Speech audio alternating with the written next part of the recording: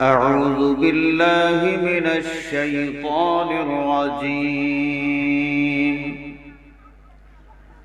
بسم الله الرحمن الرحيم. ولا تكونوا كالذين تفرقوا واختلفوا من بعد ما جاءتهم البينات وأولئك لهم عذاب عظيم يوم تبيض وجوه وتسود وجوه فأما الذين اسودت وجوههم أكفرتم بعد إيمانكم فذوقوا العذاب بما كنتم تكفرون. وأما الذين بيضت وجوههم ففي رحمة الله هم فيها خالدون. صدق الله العظيم وصدق رسوله النبي الأمين الحبيب الكريم. وقال الله عز وجل في شأن حبيبه مخبرا وآمرا: إن الله وملائكته يصلون على النبي يا أيها الذين آمنوا صلوا عليه وسلموا تسليما. بسم الله والحمد لله، الصلاة والسلام عليك يا رسول الله. بسم الله والحمد لله، الصلاة والسلام عليك يا رسول الله. مقدم تھا سبھی پر خلق میں وہ ذات نورانی، ظہور نور میں تاخیر یہ حکمت ذات یزدانی۔ اللہم صلی علی مولانا محمد وعلى آل سیدنا یا رحمة للعالمين، أنت شفيع المذنبين،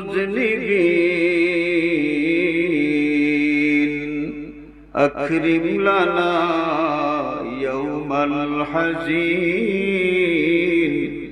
فضلا وجودا والكرم. بلغ العلا بكماله كشف الدجى بجماله حسنت جميع خصاله.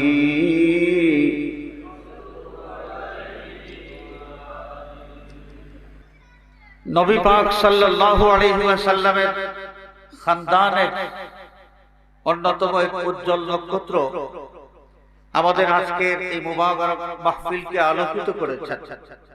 আমরা সত্যি সৌভাগ্যবান। তাছাড়া আওলাদে ওলি ঐতিহ্যবাহী সুবহানীগান কামিল মাদ্রাসার অধ্যক্ষ মহোদয় সাহেবজাদায়ে ফুলতলী গুরুত্বপূর্ণ নসিহত পেশ করেছেন। আরো উলামায়ে কেরাম যাদের কাছ থেকে আমরা অত্যন্ত তাৎপর্যপূর্ণ আলোচনা শুনেছি, আমল করার তৌফিক আল্লাহ পাক আমাদের সকলকে যেন দান করেন। সবাই বলি আমিন। আরো জোরে বলি আমিন। একজন মানুষ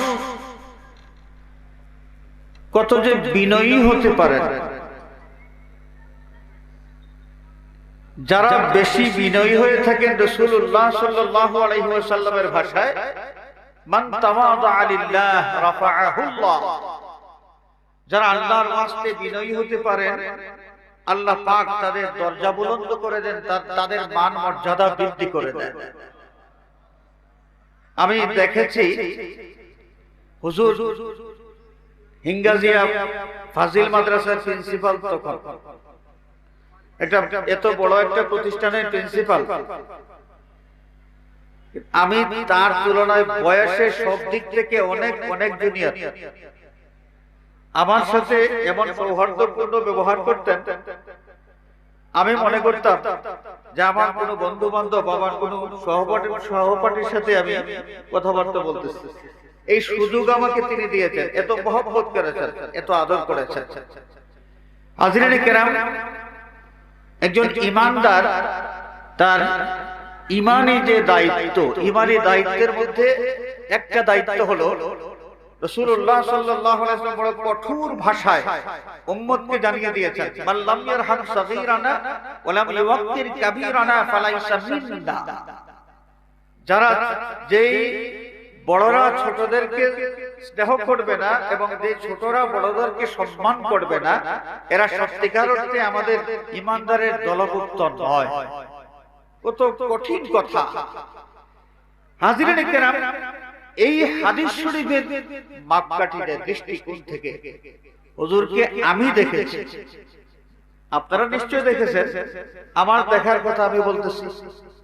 আমি দেখেছি যে আমি যে ছোট, সব দিক থেকে তার চাইতে অনেক অনেক ছোট, সব দিক থেকে, কিন্তু আমাকে যেভাবে স্নেহের সাথে বরণ করেছেন, আমাকে স্নেহ করেছেন, আমার সাথে যে সুন্দর ব্যবহার করেছেন, রাসূলুল্লাহ সাল্লাল্লাহু আলাইহি ওয়াসাল্লামের এই হাদিস শরীফ মোতাবেক একজন খাঁটি ইমানদারের ইমানি যে দায়িত্ব, এই দায়িত্ব তিনি সঠিকভাবে পালন করেছেন, এটা অন্ততপক্ষে আমি মানতে বাধ্য। এবং তার যে পীর ও মুর্শিদ আল্লামা ফুলতুলি সাহেব কিবলা রাহমাতুল্লাহি আলাইহি, তারপরে হযরত বিসকুটি সাহেব কিবলা রাহমাতুল্লাহি আলাইহি সহ বুজুর্গানে কেরামের প্রতি তার যে শ্রদ্ধাবোধ এবং তার যে আদব আমাকে মোহিত করেছে, আমাকে মোহিত করেছে। এত উঁচু পায়ার একজন আলিম, উস্তাদুল উলামা, অসংখ্য উলামায়ে কেরাম যার ছাত্র, তিনি কত বিনয়ী হইতে পারে, তার সোহবতে না আসলে হয়তো আমি এটা বুঝতে পারতাম না কোনোদিন। আল্লাহ পাক আল্লাহর বান্দার এই দরজা যেন বুলন্দ থেকে বুলন্দ করে দেন। সবাই বলি আমিন, আর জোরে বলি আমিন। তিনি যে সুযোগ্য সাহেবজাদাগণ রেখে গিয়েছেন, সুযোগ্য সন্তান, এরা প্রত্যেকেই যোগ্যতা সম্পন্ন। যারা চিনেন নিশ্চয়ই আপনাদের জানা আছে, প্রত্যেকেই যোগ্যতা সম্পন্ন। এটা হুজুরের যে খুলুসিয়ত, এই খুলুসিয়তের পুরস্কার আল্লাহ পাক তাকে এই দুনিয়ায় দিয়েছেন নগদ নগদ, আখিরাতের পুরস্কার তো বাকি আছে। এই সাহেবজাদাদের হায়াতের মধ্যে আল্লাহ পাক যেন বরকত দেন এবং তাদের সেই সম্মানিত ওয়ালিদ মুহতারামের যে খুলুসিয়ত, এই আদর্শ এরা যেন তাদের জীবনে নিজেদের মধ্যে ধারণ করে খেদমতে খলকে নিজেকে নিয়োজিত করতে পারে। বিভিন্ন খেদমত, সামাজিক খেদমত, যেই খেদমতগুলোর মাধ্যমে জাতির উপকার হয়, মানুষের কল্যাণ হয়, আল্লাহ পাক মানুষের কল্যাণের জন্য তাদের প্রত্যেককে যেন কবুল করেন। সবাই বলি আমিন। কোরআনে পাকের আয়াতে কারিমা তিলাওয়াত করেছি সূরা আলে ইমরান থেকে 105, 106, 107 নম্বর আয়াত। এই আয়াতে কারিমার আঙ্গিকে সংক্ষিপ্ত কয়েকটি কথা বলেই আমি শেষ করব ইনশাআল্লাহ। ওয়া মা তাওফীকি ইল্লা বিল্লাহ আলাইহি তাওয়াক্কালতু ওয়া ইলাইহি উনীব। হাজিরিন, মানুষের রং কত প্রকার আমাদের কি জানা আছে? আসলে সকলেরই জানা আছে। যেহেতু আমি প্রশ্ন করেছি, অনেকেই সংকোচ বোধ করতেছে যে না জানি উত্তর কি হয়। সহজ উত্তর, মানুষ তিন রঙের, ফর্সা, শ্যামলা, কালো। মানুষ তিন রঙের। তিন রঙের মানুষ এই পৃথিবীতে সাইয়্যিদুনা হযরতে নূহ আলাইহিস সালাতু ওয়াস সালামের যুগে যে প্লাবন হয়েছিল, ওই প্লাবনে নূহ আলাইহিস সালামের কিস্তির মধ্যে যারা ছিলেন, এই মানুষ ছিলেন, এই মানুষ ছাড়া পৃথিবীর আর যত মানুষ সকলেই পানিতে ডুবে মারা গেছে। কিস্তির মধ্যে যত মানুষ ছিলেন তাদের সংখ্যা কত? দুইটা কয়েক ধরনের riwayat। সর্বোচ্চ সংখ্যা হলো 120 জন। 120 জন। এই 120 জন মানুষ ছাড়া এই প্লাবনের সময় তাম পৃথিবীর মধ্যে একজন মানুষও জিন্দা ছিলেন না, সব শেষ হয়ে গেছে।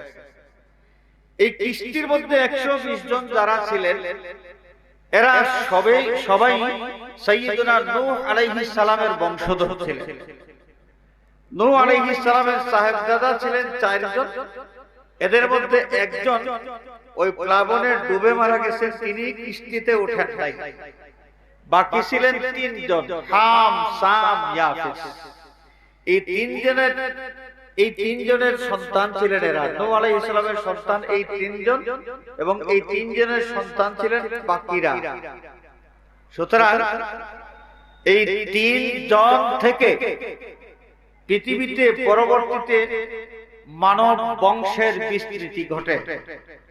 নূহ আলাইহিস সালামের প্লাবনের পরে পরবর্তীতে এই পৃথিবীতে মানুষের বসবাস শুরু হয়েছে। যত মানুষ বসবাস করেছেন প্রত্যেক মানুষ নূহ আলাইহিস সালামের সন্তানের সন্তান ছিলেন।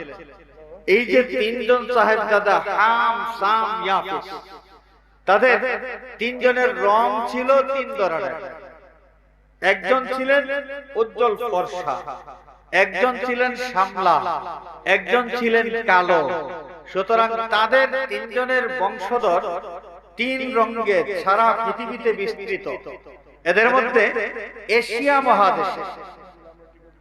মহাদেশে মধ্যপ্রাচ্য সহ আমাদের এই পাকিস্তান, ইন্ডিয়া, বাংলাদেশ, শ্রীলঙ্কা, এই অত্র এলাকা, এশিয়া মহাদেশে যত মানুষ এরা সবাই হচ্ছেন হযরতে সাম বিন নূহ আলাইহিস সালামের বংশধর। সামের রং ছিল শ্যামলা। সুতরাং পৃথিবীর শ্যামলা রঙের মানুষ সবচেয়ে বেশি এই এশিয়া মহাদেশে, সবচেয়ে বেশি। মাঝে মাঝে কিছু ফর্সা মানুষ পাওয়া যায়, মাঝে মাঝে হঠাৎ, কিন্তু ইন জেনারেলি এই এশিয়া মহাদেশের মানুষের রং হলো শ্যামলা। 3 রঙের মানুষ সারা পৃথিবীতে বিস্তৃত। এই পৃথিবী যেদিন শেষ হবে, যেদিন আখিরাত শুরু হবে, আল্লাহ পাক হযরতে ইসরাফিল আলাইহিস সালামকে সিংহায় ফুঁক দেওয়ার হুকুম দিবেন। ইসরাফিল আলাইহিস সালাম সিংহায় ফুঁক দিবেন মোট 3 বার। সর্বশেষ যেই ফুঁক দিবেন এটার নাম হলো নাফখাতুল বাস। জমিনের নিচে যারা থাকবেন এই সিংহার ফুৎকারের সাথে সাথে জমিনের নিচে থেকে উপরে চলে যাবে এবং হাশরের ময়দানের দিকে সবাই দৌড়াইতে থাকবেন। ওই দিন মানুষের যে দল হবে, মানুষের দল কিভাবে গঠন করা হবে, যে আপনাদের এই ব্রাহ্মণবাজার ইউনিয়ন, এই ইউনিয়নবাসী একসাথে থাকবেন, কুলাউড়া ইউনিয়নবাসী একসাথে থাকবেন, এইভাবে নয়। সেই দিনকার দল গঠিত হবে মানুষের আমলের উপর ভিত্তি করে। এই পৃথিবীতে যাদের আমল যেমন হবে সমান আমলের মানুষেরা একসাথে দলবদ্ধ হয়ে হাশরের ময়দানে উঠবেন। এই ব্রাহ্মণ বাজারের নামাজি ব্যক্তি যারা আছেন তারা দুনিয়ার আরো যত নামাজি আছেন পৃথিবীতে কারো সাথে হয়তো কোনোদিন দেখা হয় নাই, কারো সাথে কোনো আত্মীয়তার সম্পর্ক নাই, কিন্তু হাশরের ময়দানে যেদিন উঠবেন ওই নামাজিদের দল একসাথে, ব্রাহ্মণবাজারের নামাজি, সিলেটের নামাজি, সৌদি আরবের নামাজি, ইংল্যান্ডের নামাজি, দুনিয়ার সব নামাজি একসাথে, বেনামাজি একসাথে। স্বামী যদি নামাজি হন, স্ত্রী বেনামাজি হন, তাহলে এই দুনিয়ার জীবনে স্বামীর সাথে স্ত্রীর ৮০-৯০ বছরের দাম্পত্য জীবন যদিও একসাথে ছিল, হাসরের ময়দানে আর একসাথে থাকতে পারবেন না। নামাজি স্বামী নামাজি মানুষদের সাথে, বেনামাজি স্ত্রী বেনামাজি মানুষদের সাথে। মানুষের আমলের উপর ভিত্তি করে সেই দিন দল গঠন করা হবে এবং দলে দলে দলে দলে মানুষ হাসরের ময়দানের দিকে দৌড়াইতে থাকবেন। এবং ওই দিন মানুষের রং হবে কত প্রকার।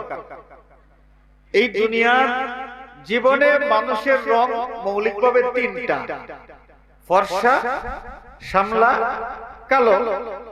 কিন্তু হাসরের ময়দানে মানুষের রং হবে দুই প্রকার। কয় প্রকার? দুই প্রকার। হাজরিনে কেরাম, কোরআনে পাকে আল্লাহ রাব্বুল আলামিন এই যে আয়াতে কারিমা আমি আপনাদের সামনে তিলাওয়াত করেছি, এই আয়াতের মধ্যে উল্লেখ করেন যে ইয়াউমা তাবিয়াদ্দু ওয়াজুহ ওয়া তাসওয়াদ্দু ওয়াজুহ। ভয়াল কিয়ামতের সেই দিন, যেই দিন মানুষের কিছু চেহারা হবে উজ্জ্বল আর কিছু চেহারা হবে কালো। উজ্জ্বল আর কালো এই দুই রঙের কথা আছে, মাঝখানে ৩ নম্বর কোন রঙের কথা নাই। উজুহু ইয়াউমাইযিন ইয়াউমা তাবিয়াদ্দু ওয়াজুহ ওয়া তাসওয়াদ্দু ওয়াজুহ। কিছু চেহারা হবে উজ্জ্বল আর কিছু চেহারা হবে কালো। হাজিরিনে কেরাম, এই কালো চেহারার মানুষ যারা, কালো চেহারার মানুষ যারা, এদেরকে বলা হবে, সূরা আলে ইমরানে যা উল্লেখ করা আছে, فَأَمَّا الَّذِينَ اسْوَدَّتْ وُجُوهُهُمْ أَكَفَرْتُمْ بَعْدَ إِيمَانِكُمْ فَذُوقُوا الْعَذَابَ بِمَا كُنتُمْ تَكْفُرُونَ। যাদের চেহারা কালো হবে তাদেরকে ডাক দিয়ে বলা হবে আকাফারতুম বা'দা ঈমানিকুম। ঈমানের সামান তোমরা পেয়েছো, নবী পেয়েছো, হেদায়েতের বাণী পেয়েছো, আসমানি গ্রন্থ পেয়েছো, সব পেয়েছো। এই সব বিষয় পাওয়ার পরে এগুলোকে বর্জন করে তোমরা কুফরি ইখতিয়ার করেছো, তোমরা কুফরি ইখতিয়ার করেছো। আবার আরেক দিক থেকে মুনাফিক যারা আছে তাদেরকে একই কথা বলা হয়, আকাফারতুম বা'দা ঈমানিকুম। মুখে মুখে দাবি করেছো তোমরা ঈমানদার, প্রকৃতপক্ষে তোমরা কুফরি ধারণ করেছো। মুখে মুখে তোমরা দাবি করেছো এই নবীর অনুসারী, এই নবীর অনুসারী হয়ে তোমরা নামাজ পড়েছো, নবীর অনুসারী হয়ে তোমরা রোজা রেখেছো, নবীর অনুসরণ করতে গিয়ে তোমরা কোরআন শরীফ তেলাওয়াত করেছো, নবীর অনুসরণ করতে গিয়ে তোমরা জিহাদের ময়দানে গিয়েছো। অথচ এই নবীকে বিসর্জন দিয়া অন্তরের মধ্যে তোমরা কুফরি ধারণ করেছো। নবীকে তোমরা সম্মান করতে চাও নাই, নবীকে আদব প্রদর্শন করতে চাও নাই, এই নবী পাককে অন্তর দিয়ে গ্রহণ করতে তোমরা চাও নাই। আকাফারতুম বা'দা ঈমানিকুম। ঈমান আনার পরে, মুখ দিয়ে ঈমানদার দাবি করার পরে এবং সত্যিকারের ঈমানদার হওয়ার সুযোগ থাকা সত্ত্বেও তোমরা ঈমান বাদ দিয়া কুফরি ধারণ করেছো। এই কারণে ফাযুকুল আযাবা বিমা কুনতুম তাকফুরুন। ওই যে কুফরি তোমরা ধারণ করেছো, সেই কুফরির যাজা হিসাবে, কুফরির বদলা হিসাবে অনন্তকালীন এই জাহান্নামের আগুনের মধ্যে তোমরা জ্বলতে থাকো, এই স্বাদ তোমরা ভোগ করতে থাকো। হাজিরিনে কেরাম, এই যে কালো চেহারার মানুষ, এই কালো চেহারার মানুষ এরা কারা? তাফসীরের কিতাব খুললে পাওয়া যায় দুনিয়ার সমস্ত কাফির এবং মুশরিক, সমস্ত নাস্তিক, এরা সবাই তো কাফির, এদের চেহারা কালো হবে। আর মুসলমান দাবিদার কিছু মানুষের চেহারা কালো থাকবে। মুসলমান দাবিদার কিছু মানুষের চেহারা কি থাকবে? কালো থাকবে। এইটা আবার কেমন কথা? বেটা মুসলমান আবার তার চেহারা কালো থাকবে? মুসলমান যার মধ্যে ইসলাম আছে তাকে মুসলমান বলা হয়। মুমিন যার মধ্যে ঈমান আছে তাকে মুমিন বলা হয়। একজন মানুষের মধ্যে ইসলাম থাকতে পারে কিন্তু ঈমান নাও থাকতে পারে। ইসলাম থাকতে পারে, ঈমান নাও থাকতে পারে। বেঈমান মুসলমান যারা, বেঈমান মুসলমান যারা, এদের চেহারা কালো থাকবে। সাইয়্যিদুল মুফাসসিরিন সাহাবী সাইয়্যিদুনা হযরতে আব্দুল্লাহ বিন আব্বাস রাদিয়াল্লাহু তাআলা আনহু থেকে এই আয়াতে কারিমার তাফসীরের মধ্যে যে riwayat পাওয়া যায়, তাফসীরে রুহুল মাআনি, তাফসীরে সাওয়ী, তাফসীরে খাজিন, তাফসীরে মাজহারি সহ দুনিয়ার বিখ্যাত তাফসীরগুলোতে হযরতে আব্দুল্লাহ বিন আব্বাসের যে তাফসীর পাওয়া যায় এই আয়াতে কারিমার মধ্যে, তিনি বলছেন তাবিয়াতু ওজুহুল মুমিন, তাবিয়াতু ওজুহু আহলি সুন্নাহ, তাবিয়াতু ওজুহু আহলি সুন্নাহ ওয়া তাসওয়াদু ওজুহু আহলিল বিদআহ। সাইয়্যিদনা হযরত আব্দুল্লাহ বিন আব্বাস রাদিয়াল্লাহু তাআলা আনহু বলছেন যে কিয়ামতের দিন উজ্জ্বল চেহারা নিয়ে যত মানুষ হাজির হবে, এই সমস্ত মানুষ মুসলমানদের মধ্যে উজ্জ্বল চেহারা সম্পন্ন মুসলমান কারা? যারা আহলে সুন্নাত ওয়াল জামাতের অনুসারী, যারা সুন্নি মুসলমান, উজ্জ্বল চেহারা নিয়ে তারা হাসরের ময়দানে হাজির হবে। চিৎকার করে বলেন সুবহানাল্লাহ। ওয়া তাসওয়াদু ওজুহু আহলিল বিদআহ, বেদাতি যারা, তাদের চেহারা থাকবে কালো। এখন বেদাতি কারা? বেদাতি কাদেরকে বলা হয়? বেদাত, বেদাতের সংজ্ঞা কি? এখানে কথা বলতে গেলে অনেক লম্বা কথা হয়ে যাবে, আমি বিস্তারিত আলোচনা করতে যাব না। যেই বেদাতীদের চেহারা হাসরের ময়দানে কালো হবে, এই বেদাতি কারা? মুসলমান দাবিদার কিন্তু কালো চেহারা নিয়ে হাসরের ময়দানে হাজির হবে। এরা বেদাতি কেন বেদাতি?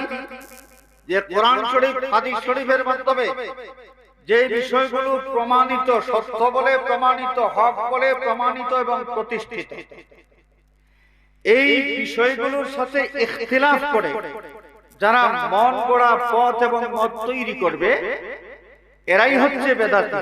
এরাই কি? বেদাতি। প্রশ্ন আসতে পারে, মুসলমান আবার কোরআন হাদিসের বিরোধিতা কেমনে করে? হ্যাঁ ভাই, করতে পারে। আমি আগেই বলেছি, কোন মানুষের মধ্যে ইসলাম থাকবে কিন্তু ঈমান নাও থাকতে পারে। যার মধ্যে ঈমান থাকবে না, সে আপনার কোরআন হাদিসের বিরোধিতা করতে তাদের কোনো ভয় নাই, তাদের কিচ্ছুই যায় আসে না, এগুলোকে তারা তুচ্ছ মনে করে। আমি একটা ছোট্ট উদাহরণ দেই। শাফাআত আছে না? শাফাআত, শাফাআত আমরা বিশ্বাস করি কি করি না? শাফাআত বিশ্বাস করি কি করি না? শাফাআত মানে কি?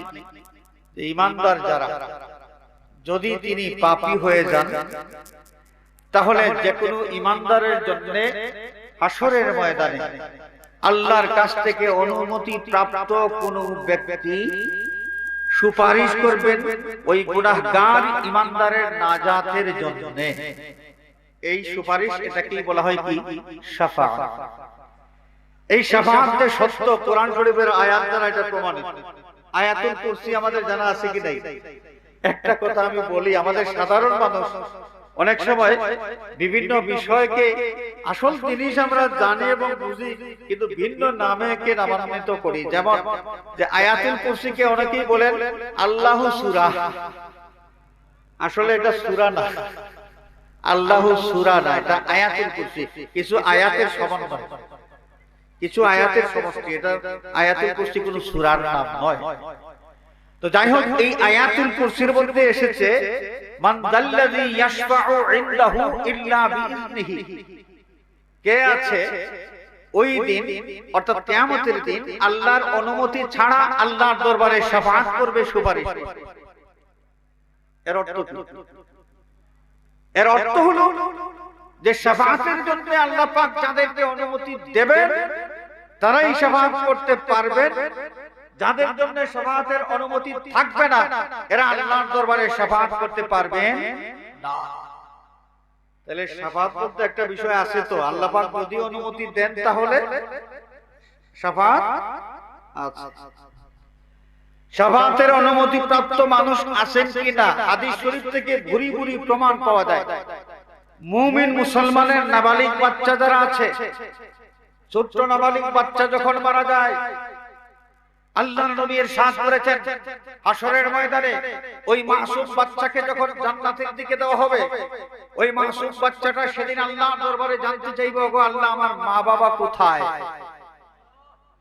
ওই বাচ্চার মা বাবা যদি বদআমলির কারণে জাহান্নামী হয়ে থাকে, তাকে জানিয়ে দেওয়া হবে তোমার মা বাবার সাথে তোমার দেখা হবে না, তারা আরেক জায়গায় আছে, তারা জাহান্নামী। সেই বাচ্চা যখন জান্নাতের ভিতরে প্রবেশ না করে জান্নাতের দুয়ারে দাঁড়িয়ে থাকবে, জান্নাতের দুয়ারে দাঁড়াইয়া আল্লাহ রাব্বুল আলামিনের দরবারে সুপারিশ করবে, শাফাআত করবে, ওগো আল্লাহ আমার মা বাবাকে আমার সাথে তুমি জান্নাতে দাও। আমি দুনিয়ায় আমার মা বাবার স্নেহ থেকে বঞ্চিত হয়েছি, আজকে জান্নাতে আমার মা বাবার স্নেহ আমি পাইতে চাই। আমার মা বাবাকে জান্নাতে দাও, না হলে আমি তোমার জান্নাতে প্রবেশ করব না এবং কোন মানুষকে জান্নাতে প্রবেশ করতে দেব না। এই দরজায় আমি দাঁড়াইলাম, চিৎকার করে বলে সুবহানাল্লাহ। এই মাসুম বাচ্চা যখন তার বদকার মা বাবার জন্য আল্লাহর দরবারে শাফাআত করবে, সুপারিশ করবে, আল্লাহ পাক এই মাসুম বাচ্চার শাফাআতের বরকতে তার জাহান্নামী মা বাবাকে maaf করে দিয়ে তার সাথী বানাইয়া জান্নাতে দাখিল করে দেবে। সুবহানাল্লাহ। হাফিজে কোরআন যারা, তারা পাপীদের জন্য একজন নয়, হাদিস শরীফের মধ্যে এসেছে 10 জন মানুষ যাদের আমলের হিসাব নিকাশের পরে ঈমানদার কিন্তু গুনাহগার, গুনাহের কারণে জান্নাত জাহান্নাম তাদের জন্য ওয়াজিব হয়ে গেছে, এবং 10 জন জাহান্নামী ব্যক্তিদের জন্য হাফিজে কোরআন যারা আল্লাহর দরবারে শাফাআতের মাধ্যমে, সুপারিশের মাধ্যমে জাহান্নাম থেকে নাজাতের ব্যবস্থা করে তাদের সাথে নিয়ে জান্নাতে দাখিল হয়ে যাবে। সুবহানাল্লাহ। হাজরিনে কেরাম, ঠিক এইভাবে শাফাআতের অধিকার প্রাপ্ত মানুষ যারা হাদিস শরীফের বিভিন্ন হাদিস দ্বারা প্রমাণিত। হাজরিন, যেই শাফাআতের বিষয়টা কোরআন শরীফের আয়াত দ্বারা প্রমাণিত, হাদিস শরীফ দ্বারা প্রমাণিত, সাহাবায়ে কেরামের আকীদার দ্বারা প্রমাণিত, সেই শাফাআতের অস্বীকার যদি কেউ করে তাহলে কি বুঝা গেল? কোরআন হাদিসের দ্বারা প্রতিষ্ঠিত বিষয়কে সে অস্বীকার করে খামাখা ইখতিলাফ করে নতুন আরেকটা মত তৈরি করেছে। এই ধরনের লোক বর্তমানে আছে কি নাই? আছে কি নাই? এটা নতুন না, সেই প্রাচীন যুগেও ছিল। যারা শাফাআত অস্বীকার করত এদের নাম তখন ছিল মুতাজিলা। কি নাম ছিল? মুতাজিলা। আর এখন শাফাআত অস্বীকার করে আকীদা মুতাজিলা, কিন্তু সাইনবোর্ডটা শুধু চেঞ্জ হয়েছে। মুতাজিলার নাম নয়, কিন্তু মুতাজিলারা যেই দলিল দিয়ে শাফাআতকে অস্বীকার করে হুবহু ওই দলিলগুলো উপস্থাপন করার মাধ্যমেই এরা শাফাআত অস্বীকার করে এবং বলে সাধারণ মানুষের শাফাআত ওই নেককার মানুষের শাফাআত তো না, একদম রাসূলুল্লাহর শাফাআত পর্যন্ত তারা ইনকার করেছে। তারা বলেছে রাসূল অপরের কল্যাণ করা তো দূরের কথা, নিজের কল্যাণ ও কল্যাণের ব্যাপারে নবী চিন্তিত থাকবেন, তার কি হবে নফসি নফসি করতে থাকবেন। চিৎকার করে বলেন নাউযুবিল্লাহ মিন যালিক। হাশরের ময়দানে সবাই নফসি নফসি করতে থাকবে, কিন্তু আল্লাহর হাবিব সরকারে দু আলম শাফিউল মুজনিবিন মাকামে মাহমুদের অধিকারী নবী হুজুর পুরনূর সাল্লাল্লাহু আলাইহি ওয়াসাল্লাম নফসি নফসি করবেন না, বরং পাপী উম্মতের জন্য হাশরের ময়দানে পরিশান হইয়া কখনো হাউজে কাউসারের কিনারে, কখনো মিজানের কিনারে, কখনো পুলসিরাতের কিনারে এইভাবে অস্থির হয়ে দৌড়াদৌড়ি করতে থাকবেন। সুবহানাল্লাহ বলেন। তারা বলছে যে নবী অপরের কল্যাণ করা তো দূরের কথা, তিনি কার জন্য কি করবেন, নিজের কল্যাণ কল্যাণের ব্যাপারেই তো তিনি চিন্তিত থাকবেন। তাহলে কি বুঝলাম আমরা?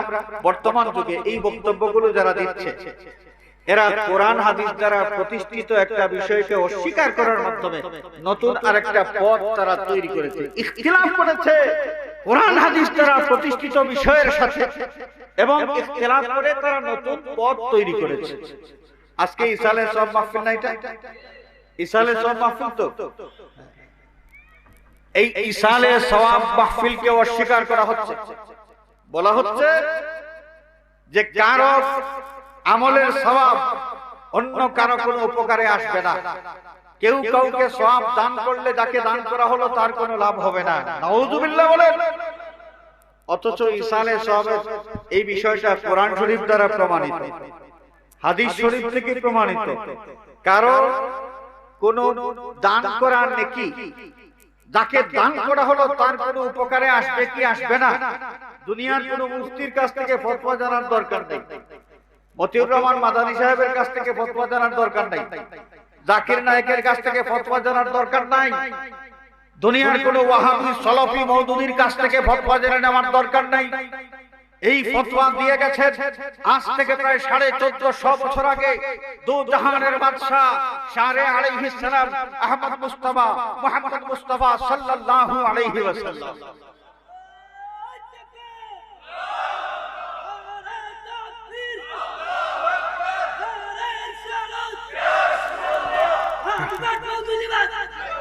নিজার যাক, নিপাত যাক, জিন্দাবাদ না, নিপাত যাক। হাজিরিনে কেরাম, এই গেল দেখেন শাফাআত, ইসালে সওয়াব, ওসিলা, এই ধরনের মৌলিক আকীদাগত কিছু বিষয় আছে যে বিষয়গুলো কোরআন হাদিস দ্বারা প্রমাণিত হওয়া সত্ত্বেও কিছু লোক খামাখা এর বিরোধিতা করে নতুন পথ তৈরি করেছে, নতুন পথ তৈরি করেছে। এরাই হলো আহলে বেদাত। এরাই কি?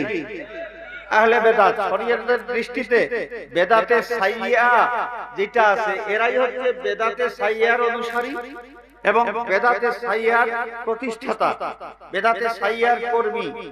সাইয়্যিদুনা হযরত আব্দুল্লাহ বিন আব্বাস রাদিয়াল্লাহু তাআলা আনহু দেওয়া তাফসীর মোতাবেক আজকের জামানায় যারা শাফাআত স্বীকার করার কারণে বেদাতি হয়েছে, যারা ওসিলা স্বীকার করার কারণে বেদাতি হয়েছে, যারা ইসালে সওয়াব স্বীকার কারণে বেদাতি হয়েছে, এই বেদাতিদের চেহারা থাকবে কালো। কি থাকবে? কালো।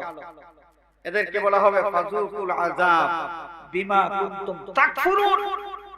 তোমরা যে কুফরি করেছো, নমখারামি করেছো, কোরআন হাদিস দ্বারা প্রমাণিত বিষয়ের সাথে ইখতিলাফ করে নতুন পথ তৈরি করে মুসলমানদের মধ্যে তোমরা ফিতনা সৃষ্টি করেছো, মুসলমানদেরকে তোমরা দ্বিধা বিভক্ত করেছো।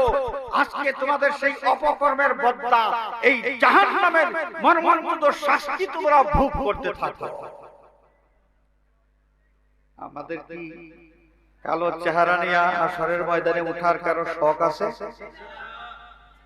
কালো চেহারা নিয়ে হাশরের ময়দানে ওঠার মতো সাহস যদি থাকে, তাহলে জাহান্নামের আগুনে জলে সহ্য করার মতো সাহসটা আগে সঞ্চয় করা লাগবে। আমরা কেউ কালো চেহারা নিয়ে হাশরের ময়দানে উঠতে চাই না। যদি তাই হয় তাহলে ওই বাতিল ফিরকাওয়ালা যারা খামাখা মুসলমানদের মধ্যে বিভাজন তৈরি করেছে, এইটা শিরক, ওইটা বেদাত, ওইটা নাজায়েজ, অথচ সবগুলো বিষয় কোরআন শরীফ হাদিস শরীফ দ্বারা প্রমাণিত। এই প্রমাণিত বিষয়গুলোকে শিরক বেদাত বলার মাধ্যমে যারা মুসলমানদের মধ্যে অস্থিরতা তৈরি করে, ফিতনা তৈরি করে, হিংসা বিদ্বেষ তৈরি করে, ভাইয়ে ভাইয়ে আদর্শিক সংঘর্ষ তৈরি করে, সাংঘর্ষিক বিষয় অবতারণা করে, এদের সাথে চলা যাবে না। এদের সাথে আন্তরিক কোনো মহব্বত পোষণ রাখা যাবে না। এদের সাথে এদেরকে কোনোভাবে প্রত্যক্ষ বা পরোক্ষ কোনোভাবেই সহযোগিতা করা যাবে না। এটা আমাদের মনে থাকবে তো ইনশাআল্লাহ। আমাদের উলামায়ে কেরাম, হক্কানি উলামায়ে কেরাম কিন্তু সারাটা জীবন এই বিষয়গুলো আমাদেরকে বুঝিয়েছেন, এই বিষয়গুলো আমাদেরকে বুঝিয়েছেন। এগুলো বোঝা দরকার। না বুঝলে আমরা ইমানদার বলবো, কিন্তু আসলে গোপনে গোপনে ওই যে ওই পোকা আসে না লাকড়ির মধ্যে, যখন ওই পোকা ধরে, ওই পোকা লাকড়ির মধ্যে ধরলে বাহিরে কিছুই বোঝা যায় না, হঠাৎ করে মট করে ভেঙে যায়, দেখা যায় ভিতর খালি হয়ে গেছে, কিছুই নাই, কিছুই নাই। সারা জীবন নামাজ পড়া যাবে, রোজা রাখা যাবে, তাসবিহ তাহলিল করা যাবে, কিন্তু ঈমান থাকবে না, জিন্দেগীর কোনো আমল কোনো কাজে লাগবে না। ওই সারা জীবন নামাজ পড়া সত্ত্বেও জাহান্নামের আগুনের মধ্যে জ্বলতে হবে। হাজিরিনে কেরাম, আল্লাহ পাক আরেক দলের কথা বলছেন, وأما الذين ابيضت وجوههم ففي رحمة الله هم فيها خالدون আল্লাহ রাব্বুল আলামিন ইরশাদ ফরমান, যাদের চেহারা উজ্জ্বল থাকবে হাসরের ময়দানে, যারা উজ্জ্বল চেহারা নিয়ে হাজির হবে, ফাফি রাহমাতিল্লাহি, ওই দিন যখন তাদের আমলের হিসাব নিকাশের পরে শেষ ফয়সালা হবে, এদের জন্য ঠিকানা নির্ধারণ করা হবে জান্নাত, আল্লাহর রহমত।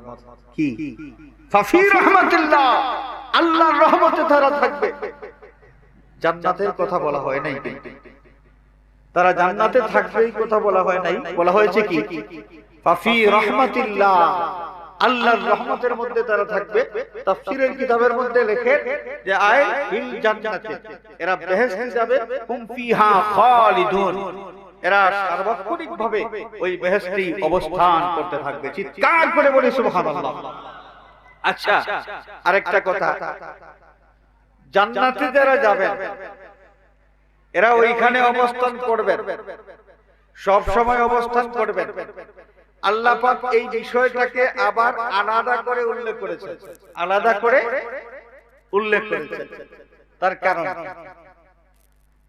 ফাফি রাহমাতিল্লাহ, উজ্জ্বল চেহারা সম্পন্ন মানুষ যারা, তার মানে আহলে সুন্নাত ওয়াল জামাত সুন্নি মুসলমান, এরা জান্নাতে যাবেন। যাবেন তো যাবেন, ভালো কথা। হুম ফিহা খালিদুন, তারা সেখানে সব সময় অবস্থান করবেন। আল্লাহ পাক এই বক্তব্যটা কেন দিলেন? তার কারণ আল্লাহ তার বান্দাদেরকে মহব্বত করতে চান এবং তার বান্দাদেরকে বেশি বেশি করে খুশি করতে চান। যত বেশি শুভ সংবাদ পাওয়া যাবে তত বেশি খুশি আসবে। বান্দাদেরকে বেশি খুশি করার জন্য আল্লাহ রাব্বুল আলামিন হুম ফিহা খালিদুন আলাদাভাবে উল্লেখ করে দিয়েছেন। সুবহানাল্লাহ। মানুষ জান্নাতি হবে, জান্নাতে যাওয়াটা এটা খুশির খবর। আবার সব সময় জান্নাতেই অবস্থান করবেন, জান্নাত থেকে কোনোদিন বের হওয়া লাগবে না। এটা আর এই খুশির সাথে খুশির মাত্রা আরো বেড়ে যায় এই কথার মাধ্যমে। এই জন্য আল্লাহ পাক আলাদাভাবে হুম ফিহা খালিদুন এই কথাটা উল্লেখ করেছেন। আমরা সবাই জান্নাতে যাইতে চাই কি চাই? তো জান্নাতে যাব আমরা কি দিয়া? নামাজ দিয়া, রোজা দিয়া, হজ দিয়া, যাকাত দিয়া। কি বলেন? কেন আস-সালাতু মিফতাহুল জান্নাহ, আপনারা হাদিস শরীফ শুনেন নাই? আস-সালাতু মিফতাহুল জান্নাহ, নামাজ বেহেশতের চাবি। নামাজের মাধ্যমে ওই নামাজ একটা মানুষের জন্য বেহেশতের তালা খুলে দেবে। নামাজি ব্যক্তি এই নামাজের কারণে সেই জান্নাতে প্রবেশ করবে। তো কই নামাজি ব্যক্তির নামাজের বদলা তো জান্নাত না। দুনিয়ার কোন আমল দিয়া জান্নাতের দাবি কেউ করতে পারবেন না।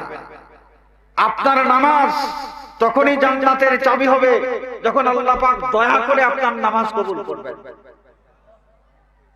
যখন আল্লাহ পাক দয়া করে আপনার নামাজ কবুল করবেন। আমরা প্রত্যেকেই আত্মসমালোচনা করি যে আল্লাহ রাব্বুল আলামিন যেই নামাজ আমাদের কাছে দাবি করেছেন সেই নামাজ কি আমরা পড়তে পারতেছি? আল্লাহ পাক বলেছেন ওয়াকুমু লিল্লাহি কানিতিন, তোমরা নামাজের মধ্যে চুপচাপ একদম কায়ম মনে একাগ্রতার সাথে আল্লাহর উদ্দেশ্যে তোমরা নামাজে অবস্থান করবে। আমরা কি পারি? কি বলেন? আপনারা হয়তো পারেন, আমি পারি না, আমি মৌলভী পারি না। নানান ঝামেলা মনের মধ্যে চলে আসে।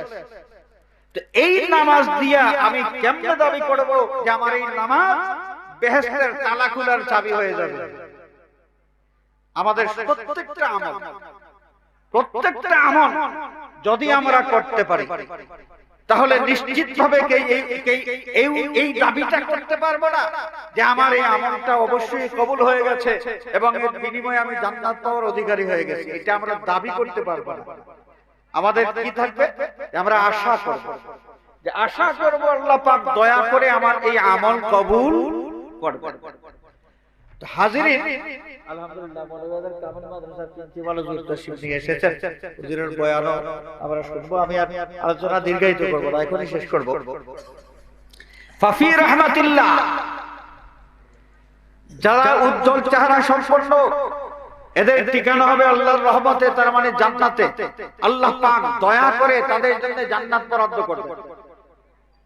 মানুষের আমলের বিনিময়ে জান্নাত নয়, আল্লাহর হাবিব হাদিস শরীফের মাধ্যমে জানিয়ে দিয়েছেন যে মানুষ যারা জান্নাতে যাবে তাদের আমলের বদলা হিসাবে জান্নাতে যাবে না, বরং জান্নাতি হবে আল্লাহর দয়ায়। জান্নাতি হবে কি? আল্লাহর দয়ায়। তাহলে আল্লাহর দয়া যদি জান্নাতি হওয়া যায় তাহলে নামাজ পড়ে কি লাভ?